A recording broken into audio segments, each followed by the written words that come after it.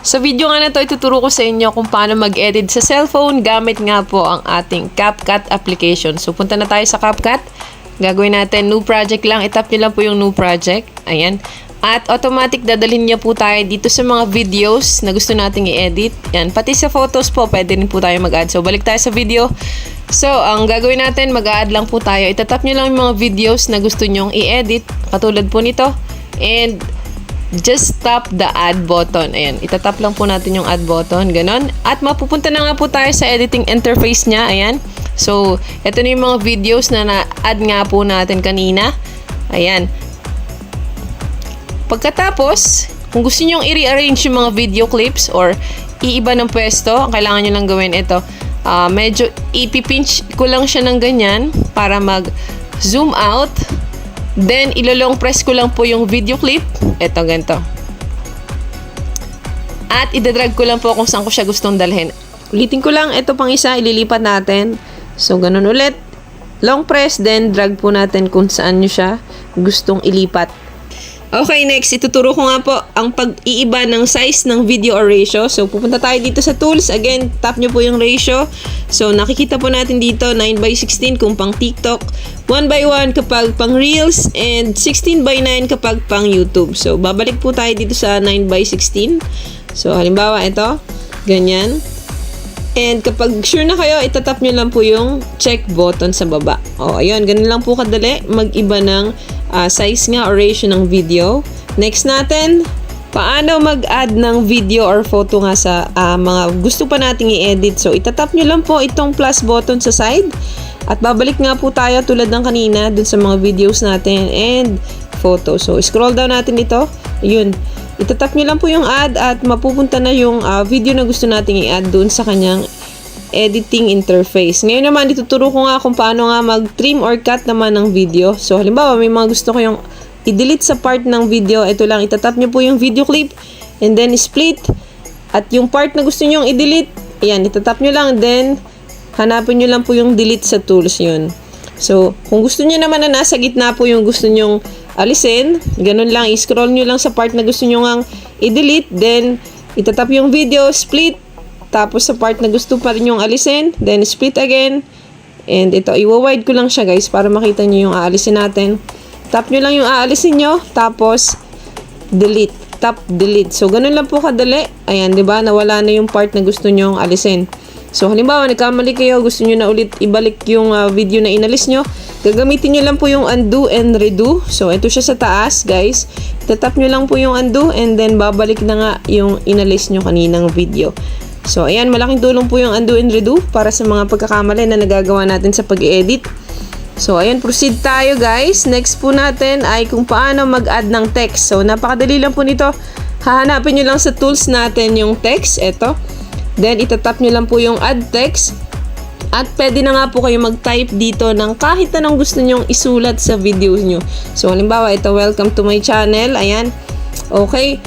At, syempre, pwede nyong ibahin nga po yung posisyon nyan. Halimbawa, gusto nyong ibaba or itaas or medyo paliitin, ganyan. So, kayo na yung bahala, guys. Ano? Okay. So, gagawin ko ngayon ay papalitin ko siyang ganyan. Medyo isa side. So, ito lang po yung control lang dito lang sa may side. So, ngayon, itatap ko yung pencil icon para naman ibahin yung font niya.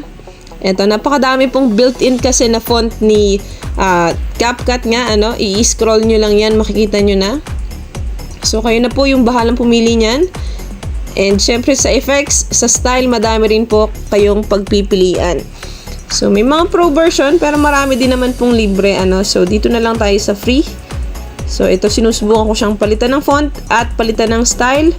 So, ito gusto ko kulay pula siya. So, ayan.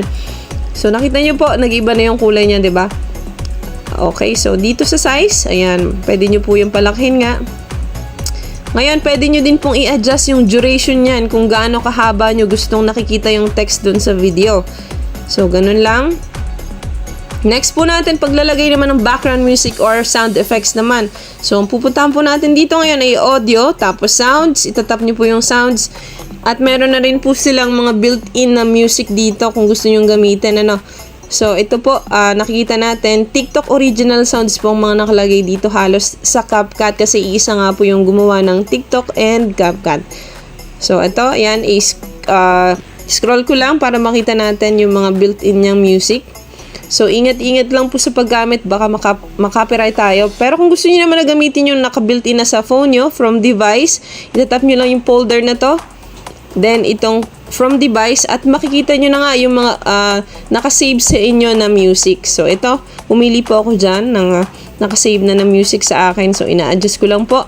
Kung paano naman po pahinain, ito, punta lang tayo sa music then yung volume po, makikita nyo dun sa tools natin. Kung pang background music, syempre dapat mas mahina siya para marinig yung mga salita or mga sinasabi nyo nga po sa video. So, ayan. Kung gusto nyo naman na hindi lahat malagyan ng background music, pwede rin po.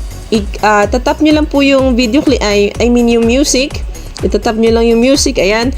And then, split. At ganun po, i-delete lang natin yung part na gusto nyong mawala. So, ayun, ganun lang po kadali. Pwede rin po tayo dito mag-record. Ayan, as you can see, pwede tayong mag-voice over. Then, ngayon naman, stickers. Pag-usapan natin ng stickers. Kung paano maglagay ng stickers, syempre sa tools po tayo pupunta. Ayan, itap nyo lang po yung stickers at makikita nyo na nga ang sobrang dami dito naka-built-in na po na stickers ng CapCut. Kayo na po yung bahalang magsawa dyan. Ganyang kadami, guys. Okay, diba? Ang cute po nila. Ayan. So, subukan natin maglagay itong puso. At ito, pwede nyo po siyang i-adjust katulad ng text kung saan nyo gustong ilagay. Gaano kalaki, pwede nyo pong gawin yan. Kung gaano kahaba yung sticker, duration, pwede rin po. Next po natin ay ang paglalagay nga ng overlay, meaning yung video inside the video. So, itatap nyo lang po yung overlay, tapos add overlay, at mag-add nga po tayo ng video dun sa main video natin.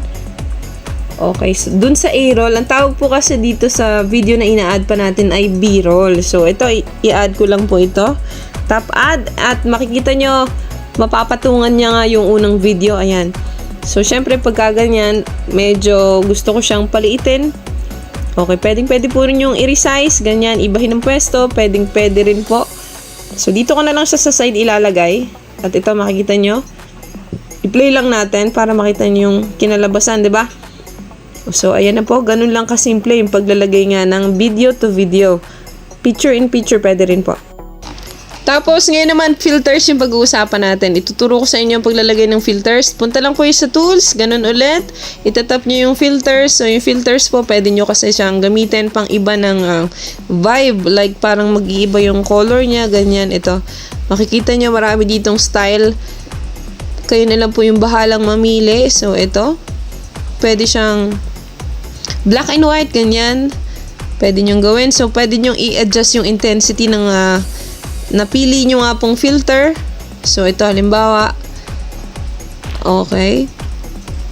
Pwede din po nyong i-adjust dito yung brightness, contrast. Pwede rin po.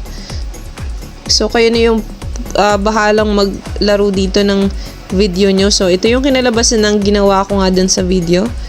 Naging mas makulay siya kumpara kanina. Tapos naman, transitions naman yung ituturo ko ngayon. So, nakikita nyo tong square na to sa gitna ng mga video clips, yung hati-hati. Pag itinap nyo po yan, mapupunta kayo dito sa mga transitions built-in ng CapCut. So, at kung makikita nyo nga, sobrang dami din niyang choices, ba? Diba? So, kapag pinindot nyo po yan, nagkaroon siya ng transitions effect. So, another example, guys. Punta ulit tayo para mas malinaw. Ito, dito naman sa isang pinaghatian nga po. So, ito, gagawa natin siya ng transitions na blur. So, tap nyo lang po yung blur, tapos pili kayo dito. So, nakita nyo nga yung blur effect sa transitions niya, guys. Next naman, kung paano nga ba mag-export or save ng video, punta lang po tayo dito muna sa quality. Dito, itap nyo po itong 1080p para ma-make sure nyo kung gaano ba kataas yung resolution ng video nyo. Pwede nyo pong i-adjust dyan. So, okay na ako sa setup na yan, guys. Next, back na po tayo. Tap ulit natin yung 1080p. Tapos, ito namang arrow na yon para nga mag-export yung video natin. At depende nga po kung gaano nga ba katagal. I mean, kahaba po yung video sa tagal po ng exporting dito sa CapCut. So, ayan. Tap nyo lang po yung done pag okay na. At makikita nyo nga yung project na ginawa nyo dito sa taas. So, ayun guys, ganun lang po kasimple nga ang basic editing dito sa CapCut. I hope may natutunan kayo sa video natin for today. Thank you for watching. Hope to see you in my next one. Bye-bye! Bye-bye!